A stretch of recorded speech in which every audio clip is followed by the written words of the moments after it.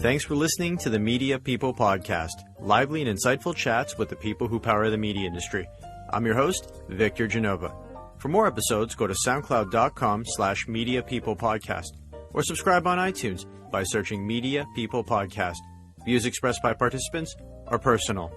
When the word startup is tossed around the advertising world, it's usually associated with analytics, viewability, or programmatic tech companies.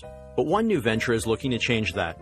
Stewart Stevenson is the president and founder of The Social Producers, a Toronto-based startup focused on simplifying the social video production process for both brands and consumers. A veteran of the digital media industry, Stewart kicked off his career at internet domain and directory company N49.com. From there, he made the jump to the agency world, holding senior-level positions at companies like Cossette, Mediacom, Klick Health, and OMD. Stewart chats with us about his time in the industry, where he got the idea for The Social Producers, and why he chose to go out on his own. Stewart, thanks for joining us today. Appreciate it. Thanks for having me. Stewart, you're the president of The Social Producers. What is The Social Producers, and what does your role there entail? So The Social Producers is Toronto's newest startup. We focus on building social video and doing social management for brands and consumers. My role really is to drive business and to develop the brand. Before we go any further, I do want to go back to the beginning and learn a little bit more about you. I don't hear an accent, but based on my research, you're not from Canada. You weren't born here. Where are you from? No. So I was actually born in Glasgow, Scotland. My family, my entire family, my parents and my brother and I, we moved here when we were small kids. We moved to Calgary. My dad worked in the oil rigs up in the Arctic. We lived in Calgary for a few months and then moved to Scarborough right around junior, senior kindergarten. And I've lived in the GTA basically ever since.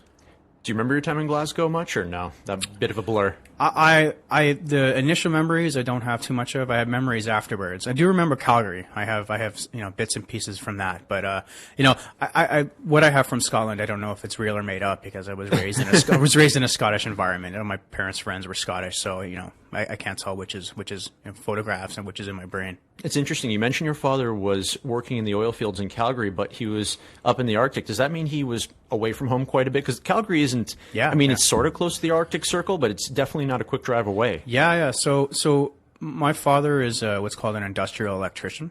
And he, so for the first 10 years of my life, for 4 months out of every year, he worked in oil rigs in the Arctic, up in the Beaufort Sea, taking Chinook helicopters out of Tuktoyaktuk.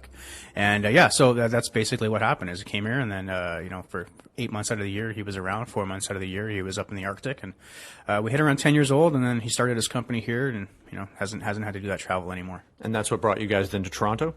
So we to Scarborough, I should say. So we moved. So we moved to Scarborough pretty quickly. We were only in Calgary for about 6 months. They came here right when the oil recession hit in the early 80s. I think 83 or something like that. Is this back like when there was that oil crisis and everyone was filling up, and we saw the shift from V6 and V8 engines to 4-cylinder engines? At the tail end of that, I mean, that was in the later 70s. But there was an economic crisis in Calgary. Same type of thing. The oil patch collapsed. So we went to Calgary to get work. And then after 6 months, moved from Calgary back to Toronto, and then we've been in Scarborough. Well, basically ever since, for about 20 years, and then they moved out to even further out to the 905 now. What was life like growing up in Scarborough? So Scarborough was great. But it does have its ups and downs. I would say that Scarborough gives you a pretty good worldview, like a worldview that's built from the ground up. And the idea being is that where we lived in Scarborough was a working class neighborhood filled with new Canadians from around the Commonwealth, from Jamaica, from Sri Lanka, from Hong Kong, from the British Isles, and from the Caribbean and India and Pakistan. And it was good. It was good. It was close enough to Toronto that I feel like I'm from Toronto. I took when I was in high school, I took the TTC to school. I mean, taking the bus since I was 11 years old, coming into the city. But where I grew up on the border of the Rouge, so I had that combination of living in the city, but then also having the field there. And where I grew up in Scarborough was Malvern. Right, and Malvern has its reputation that's fairly and unfairly deserved, but it was a good place growing up, and it's the diversity of that neighborhood I feel has been a huge benefit to me as a marketer.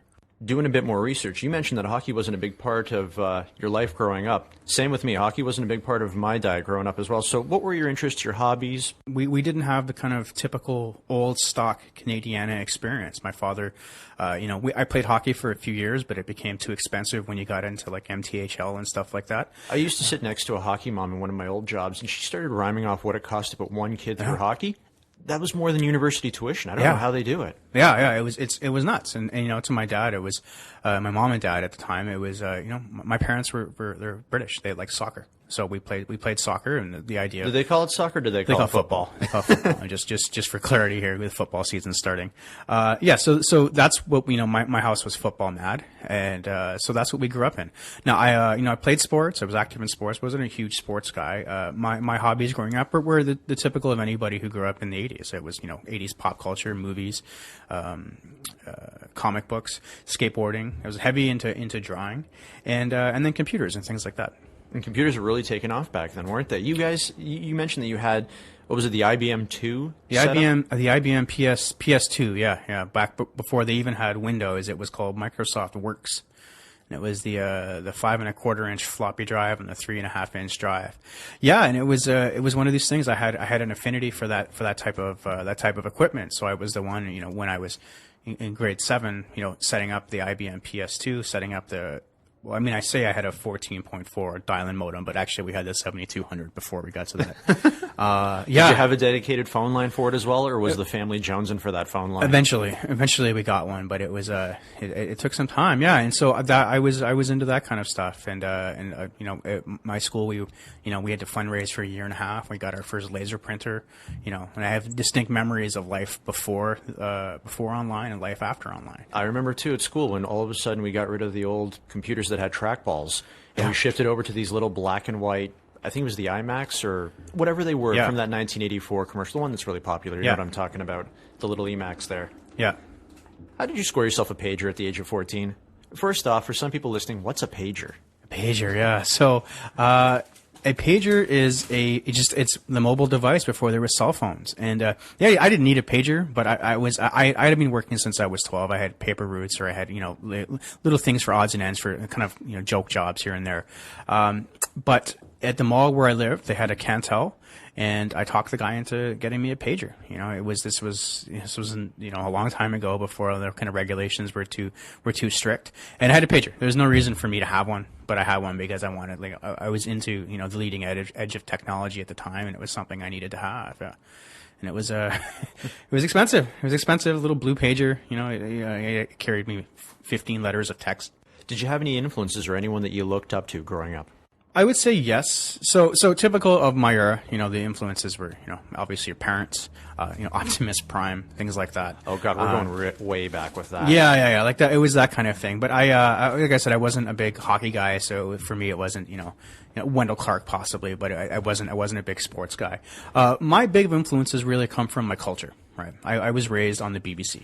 You know, I was raised on the British News Service. So for something that has influenced my life moving forward, I would definitely say the idea of, you know, a centralized broadcasting and communications corporation. Yeah. Your first job ever was working at a jig boring machine shop. Yeah. But you found yourself in that job in a way that most young people wouldn't find themselves in a job. So what put you into the working world? Yeah. So I was 15. It was a few days before my 16th birthday, and my dad had bought a new minivan. And he'd gone out to the club. That's what they call the club. It's like a football supporters club. You know, immigrant communities typically have these type of things, like the Portuguese club or something like that. So my parents, they used to frequent a football club.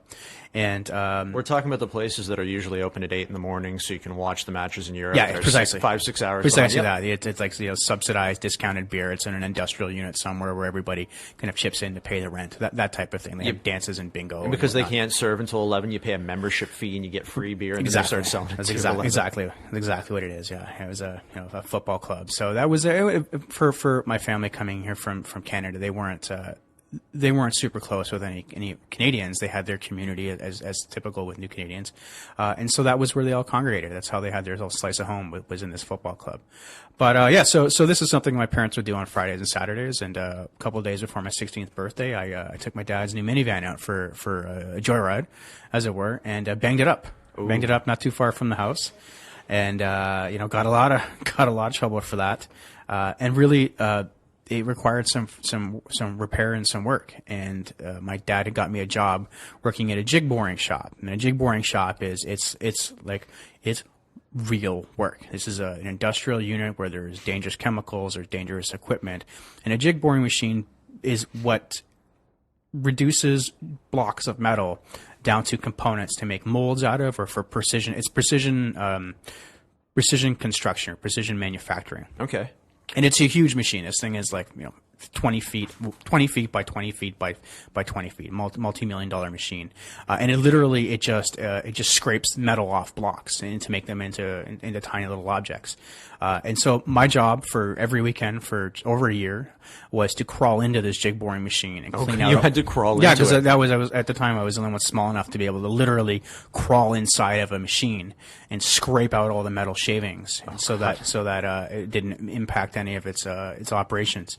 And I did this for every weekend for just over a year to pay back the damage, to repair the minivan.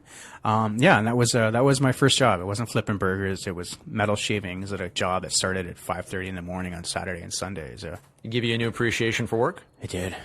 Because it was work. This was places where you punched in and you punched out, and you had your 15-minute break, and it was hard, dangerous work, and people there they didn't suffer fools. What brought you to Seneca College? And what did you study there? So I studied basically digital media, which is a combination of 3D animation, motion graphics, web design, and a few other things. The idea is I had worked at the Bank of Montreal previous to this in the securities trading operations. And the idea is at the time the banks were digitizing their securities assets. So securities in terms of financial products, not security in terms of like guards and things like that. Are we talking about like buying stocks online? Treasury bills, stocks, bonds, things like that. And the idea at the time was the banks were digitizing all this. So my job was to literally bring money from one bank to the next. So I was insured for $100 million, and I would bring bearer bonds and bars of gold from BMO to Scotiabank. Wait, you had personal insurance for $100 million? The bank insured me for $100 million. Yeah, that was my job. Oh, jeez. Yeah. So I did that, and the idea was to get my foot in the door to, my parents to become an accountant, right? There's something along those lines. And I realized that I didn't want a career in a financial institution. So I really made the jump to get into something that was a little more productive, a little more creative, and something that was a little more future-proof at that time. Getting into finance just wasn't somewhere that I wanted to be. You mentioned that your parents wanted you to be an accountant. It seems to be the thing with immigrant parents. My parents were born here, but they're first generation Canadians. But it seems like my father, all he ever thought of was like doctor, lawyer, accountants. Everyone needs them. You'll never be out of a job. Yeah, exactly. There's work. It's good work. And the idea was, so to be an accountant or like electrical engineer or something like that, those are the preferred options. But I always had an inclination towards technology, towards creation, towards marketing and advertising. It was always something that I really, really, really enjoyed. So after working at the bank, I made the decision to move somewhere where I could learn digital media, not media in terms of buying and planning, but in terms of content creation. And it was great. So I went to Seneca, and it was the brand new campus that they had built back in the day. It was state of the art, and I was in the first cohort of students to use this facility. And this was the facility that was built on the York campus? Yes, that's it. Yeah. After you left Seneca, what was your first gig? So after Seneca, I did a little bit of traveling. Lived in the UK for a bit, and was working as a graphic designer. And I came back to Canada, and I got a job working for this startup boutique called N49. It was a nondescript ad in the back of page 4 of Workopolis, and it was just doing some creative work for them. And I got in there, and it was quite frankly, the plan was just to get enough money to get back to go traveling again, go back to India and England. And I got in there, and it was just the most amazing environment. It was a startup in every sense of the word, and it was an exciting place. But tell us a little bit more about N49, but overall, weren't a lot of the digital company startups at that point because there weren't any digital companies? It was like a clean sheet. Yeah. So this place, N49 owns the largest portfolio of top-level domains on the planet. So renovations.ca, kitchens.ca, photographers.ca, thousands and thousands of these.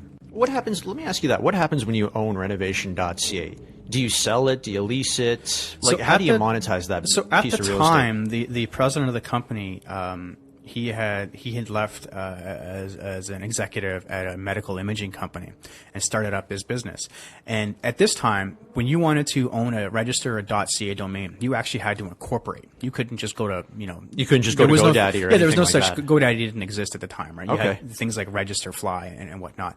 And so you would buy this domain. So his idea was, he's going to buy a bunch of these domains, and we would do Yellow Pages online before Yellow Pages was doing online. And that's what we ran, a series of directories. So there was a home improvement directory called GoPro.ca, and it had kitchens.ca, bathrooms.ca, renovations.ca, flooring.ca, etc. And then one for the wedding and event industry, so photographers.ca, videographers.ca, anything you could think of, got the domain for it. And the idea is you set up these directories and you sell advertising on this space to businesses and manufacturers that are related to the subject matter of the domain. And then from there, ancillary services to sell, web solutions or whatever. But it was great. This was a long time ago, before there was Google AdWords had just kind of started out. It was at that time it was Yahoo Overture, and it was manually submitting links to DMOZ and things like that. It was a while ago, yeah. Was that a bit of a hard sell to some of those local businesses? I imagine you bumped into some people who thought, well, I don't think this internet's going to catch on. They had no idea what Google was. I had people calling me up, thinking that buying advertising on our directory was the reason they were getting, pop-up ads and viruses on their internet. You have to remember, at this time, this is the early noughts, right? Nobody knew who Google was. Google was non-existent in everybody's mind. Google hadn't gone public, anything like that. And really, the idea was that we would go to people and we would say, we can drive leads to your business, we can drive traffic to your site. And it was definitely a hard sell, but it was a good crucible to learn how to become a marketing professional. Yeah. I'm curious about the mechanics of the sale because, like you said, it was early to mid '90s, like. The early not, so the 2000s, early 2000s? Very, very early 2000s, yeah. Wi-Fi wasn't readily available back then. Yeah. You kind of flip open a laptop if you had one and be like, you didn't have a laptop, a desktop computer. So that was kind of like still kind of weird. It was like an analog pitch for a digital world. Yeah, it was a lot of phones. A lot of phones you were working there? A lot of phones, a lot of calling, a lot of phones, a lot of going door to door, going to home shows. When people are at home shows, while they're trying to sell something, you go in there and try to sell that. What was great about it was essentially that you had carte blanche. The people who worked there, we had carte blanche as long as we kept things profitable to test and learn and to just to do new things.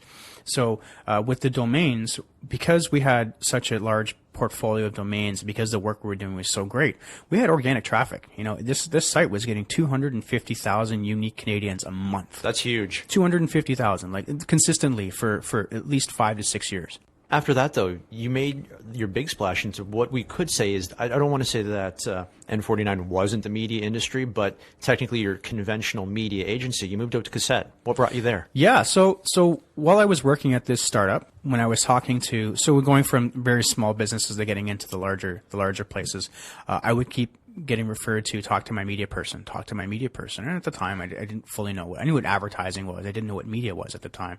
And so I signed up to the Interactive Advertising Bureau's digital marketing course, which was run at the time by Paula Gignac, and it was a great course. I was in I think the first or second cohort of that entire class. Was this when she was still president of the IB? Yeah. Okay. And the thing about it is that was a 6-month course at the time. And What? Did it, yeah, 6 months. I did it and it was only a day course. Yeah, 6 months. 6 months. It was every Tuesday and Thursday for 6 months at the Globe and Mail offices. Okay. And it was great. And so for me, I had this digital technical background, and I had the client service background, but I didn't have the media specific background. I took this course just randomly looking for searching for digital marketing courses in Toronto, and this popped up.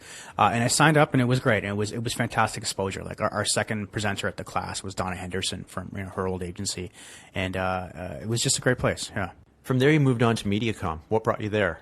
So when I got to Mediacom, I had interviewed with Mediacom initially after. So basically, I'll take a step back. After leaving N49 or wanting to leave N49, the desire was I wanted to be in the stereotypical agency with the exposed brick and the exposed beams and that kind of thing.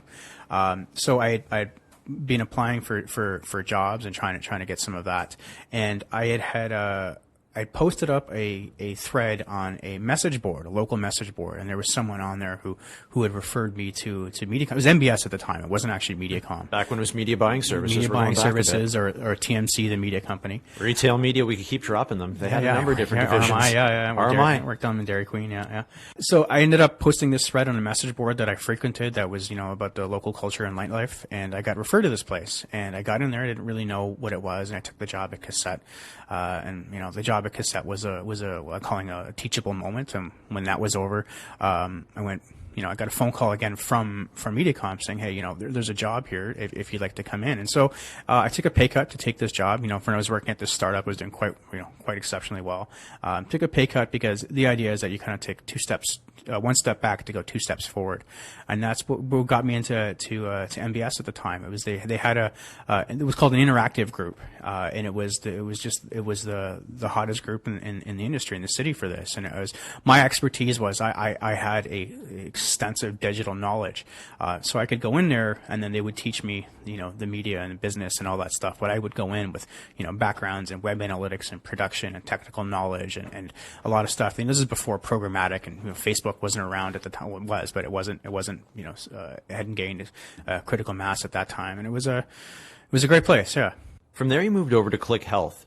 Talk to us about Klick Health, just because it's a really unique agency. It only operates in, say, the health services, pharmaceutical industry. You don't see that from other agencies. They're always trying to get a number of different clients from different categories or verticals. But tell us about your time there.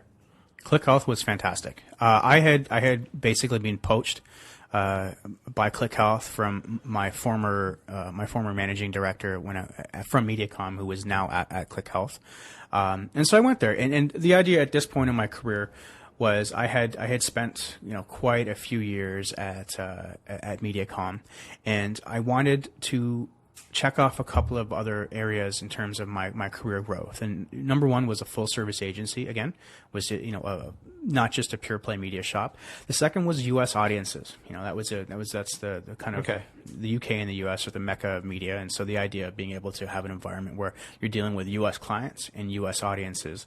And then in the pharma space, it was interesting, and I wanted to get there. And so the idea is that Klick came along, and I jumped on it. It's a fantastic place. Yeah. Were you touching digital, or did you have to touch everything around that? The thing about Klick is Klick is miles above what anybody else in this city is doing. I think, with the exception of a few guys, possibly like Jackman and a few others. Klick really are completely changing the game in terms of what to expect from a communications agency. And what I found there wasn't, my discipline at that time was media, but you're part of everything. And what was unique about the pharma space that I really just had no idea about, I think most people, until you get in this space, had no idea about, is that it's a parallel industry. Right? They have their own suppliers, they have their own awards, they have their own agencies, they have their own publications. It runs in parallel. It's the exact same job, the exact same type of role, but it's within an industry that, unless you're in that industry, you really don't know that it exists. And it was a great experience getting in there, because the idea is that you can't just buy regular advertising. There's all sorts of caveats around it. I imagine there are a number of regulations. You probably dealt with more lawyers at Klick than you had at any other agency you'd worked at. Well, I didn't personally have to deal with them. Thank God. They have their health editors and stuff there. They have what's called MRL, MedReg Legal, and your communications all have to adhere to this. There's things is your indication black box? Is it FDA approved? Is there nuances with the FDA? You can target to consumers with health, but you're also targeting the healthcare practitioners. But when you're targeting the consumers, there's very restrictive regulations. So the way to kind of get around that is unbranded communication. So if you have stomach problems, instead of giving a specific brand, do you have stomach problems? Check out stomachproblems.com, or making that. Gotcha. They draw you in that way, because if they do go the route of the specific prescription drug, I mean, I only really see these in the United States, but it's like, you've got the funky creative developed by the creative team, and then like the last 10 seconds are all about listing all the side effects and please contact your doctor. Yeah. Even the banner ads. The banner ads had specific regulations where they could run the warnings at the bottom of the ads, and it was a lot of regulations and a lot of stipulation, but it was just a fantastic environment. Those guys are doing things that nobody else is doing. The president of that place, Lee Siegel, he's a real deal. You know, it's I've never seen anything like it outside of being at Klick. And from the healthcare industry, you then moved to fast food, kind of like one end of the spectrum to the next at OMD. Tell us about your time at OMD and working on McDonald's. Yeah, so I got the call to see if I was interested in McDonald's, and the kind of quote about that is, you know, when the Yankees call, you take the call. Right now, I'm personally a big fan of McDonald's. I've lived on McDonald's my whole life. So when the opportunity came up, I reached out, and they reached out to me. We interviewed for a bit, and then I jumped all over it. Yeah. What did you learn at Klick that you could apply at McDonald's or at OMD with McDonald's? And is there anything by the time you got to that point in your career, is there anything new that you learned while working on McDonald's that you hadn't previously picked up at other jobs or working on other clients? So number one, what I picked up from Klick was their project management and their accountability. They have this thing there called Genome, which is a ticketing management system, and they're a company that is data focused or data centric, and all of the decisions that they make, from day-to-day decisions to client profitability, are all based on ambient data that they collect. And it's a book called The Decoded Book. And I tried to apply as much of that as possible when I got to OMD, is data-driven decision making on what I thought was best for the particular project at hand. Now, what I learned about working on McDonald's and OMD was McDonald's was, they are the Yankees. They are a huge global company with a huge global infrastructure. So getting to be a part of that, being to be part of a global network was very, very educational. Getting to learn the operations side of the business, getting to learn, behind the scenes, being to the McDonald's restaurants themselves, being behind the scenes in the kitchens. And it works well. You actually got to spend a couple of days working in the kitchen in the background? I was in the kitchen. I got offered to work in the kitchen, but I didn't at the time. But being in the kitchens and being in the restaurants, and it's a great experience. They're very smart people. When you're working for a global client like that and you're representing Canada, do you have a lot of room to move around, or are they pretty rigid? Like a lot of direction comes from the top, and you just kind of localize it? Now, Canada has a great reputation within their network. You have there are brand guidelines and there are guardrails that you have to work within, but for the most part, there is when it's possible, and specifically when things like the experience and engagement aspect, so the in-restaurant experience or the consumer engagement through the apps and whatnot, there was relative autonomy. The idea is that they share good ideas from whichever network they happen to be in, and you try to implement those when possible. Yeah. Canada, were they ever a pilot project for a product or anything else that ended up going global? Like any story there?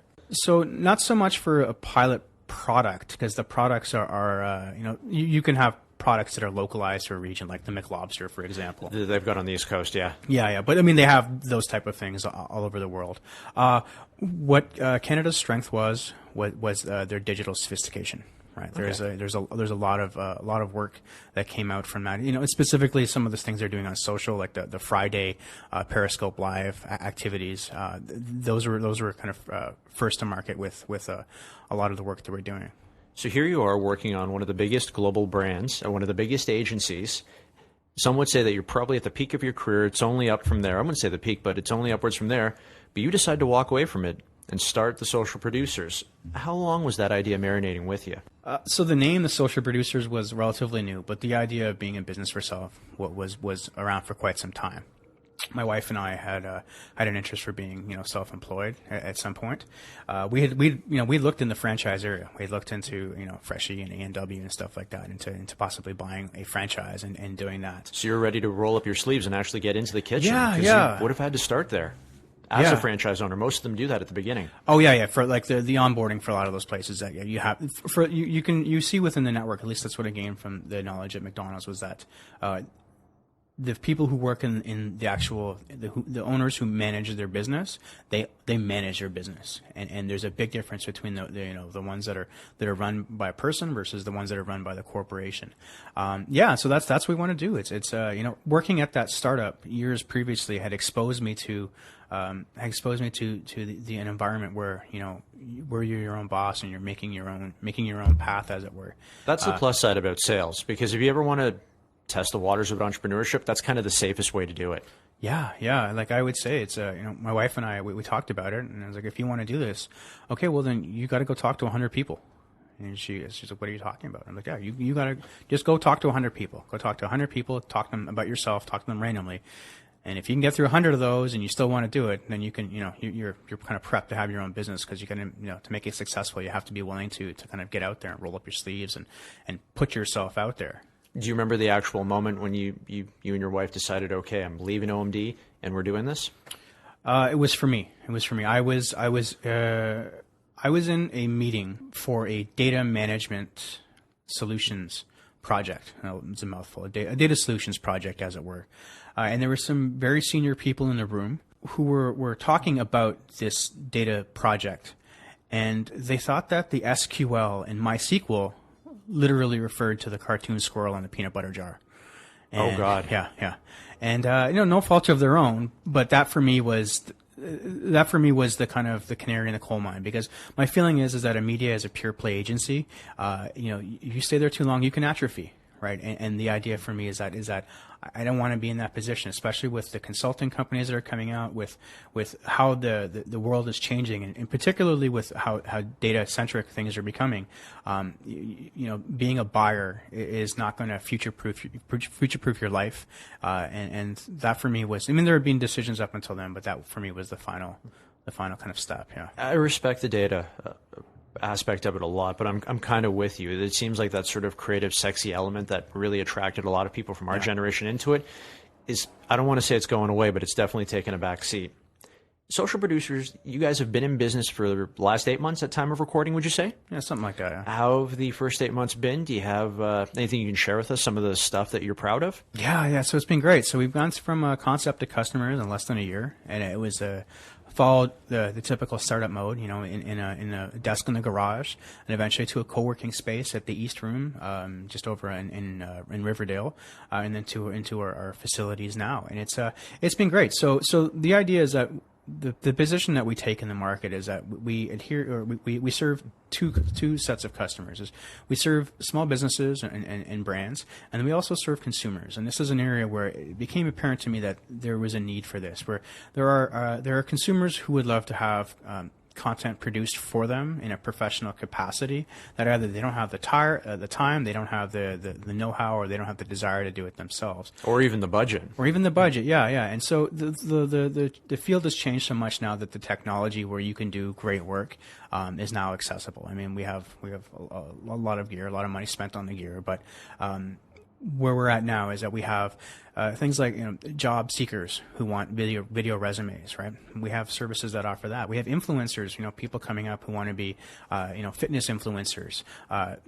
They have the knowledge, they have the personality. What they don't have is the ability to turn on the camera or edit. So we're offering these influencer startup packages, and we're finding great results. And then on top of that, you throw on the business side, you have local businesses and small businesses who are looking for social, either media management, content curation, or actual production of creative, visual creative. Let's say that we're not looking to build banner ads or write text for AdWords or anything like that. There's a market. There's a market now, and it's been a great run so far. Yeah. Stewart, if anyone listening to this wants to get a hold of you, how could they do that? Yeah, so you can reach me at Stew, S-T-E-W, at socialproducers.com, or check us out at www.socialproducers.com. What does your day look like now that you are an entrepreneur and you're your own boss? Or a typical day? There's not really a typical day. So it's different. It's different every day. Some days it's standard. I'm in here at 8, leave at 6. Working on the computer. Other days we're offsite. In the middle of a shoot. What I like a lot, quite a bit about this, and this is something that I think that the communications industry at large is going to have to grapple with, is the autonomy. I have 2 small children, and the ability on Tuesday to walk my daughter to school for her first day was a big deal. And the idea is that I could do that, and then I could come back into the office, or I'm going out and doing things, and having the autonomy to manage my time as I need to.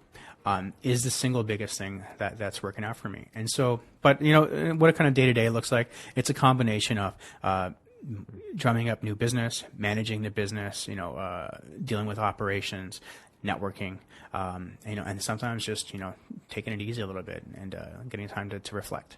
If you could go back in time and give your younger self advice, what would you say? Oh, start earlier. Yeah. It was nerve wracking because, you're with children, small children and mortgages. You're kind of jumping out into the unknown and spending large capital expenditures. But it's been rewarding. And I've told myself, do it earlier. If you're not scared, then you're not growing. So do it. Stewart, my signature closing question. If you weren't media, what do you think you'd be doing and why? Oh, it would be a concept artist. That's if I was independently wealthy and I never had to worry about money ever again. The idea of doing the concept art for movies or TV like the shows. Storyboards or the costumes. So that's the art direction, but the concept art is doing the idea of the imagery of the background, building the concepts of the characters or character design. It's that's where my background is. I'm a classically trained illustrator. I've spent most of my you hear these LinkedIn comments about how do you manage your 7 p.m. to your 1 a.m. type of thing. Jack Ma and these guys all talk about what are you doing in the evenings. That's what I do in my free time. As I draw and I paint and illustrate. And the idea is that I would love to be a concept artist, but then the idea of doing that as a profession kind of might ruin the appeal for it. And really, there's a handful of them, and they're in Hollywood. And I like living in Canada. That's the thing with being an artist. It's kind of like being an athlete. You're either at one end of the pay scale or you're below the poverty line. Yeah, there's nothing glamorous about poverty. I'm not interested in being a starving artist. I like being in business. I like business. I like marketing. And so the idea is I can manage all this stuff and I can satisfy that aspect on my own. It all works out. Stewart, this has been fantastic. Thanks for your time. Great. Thanks a lot, Vic. That's it for today's show, but for more episodes, you can go to soundcloud.com/mediapeoplepodcast or subscribe on iTunes by searching Media People Podcast. Don't forget to follow me on Twitter @VicGenova.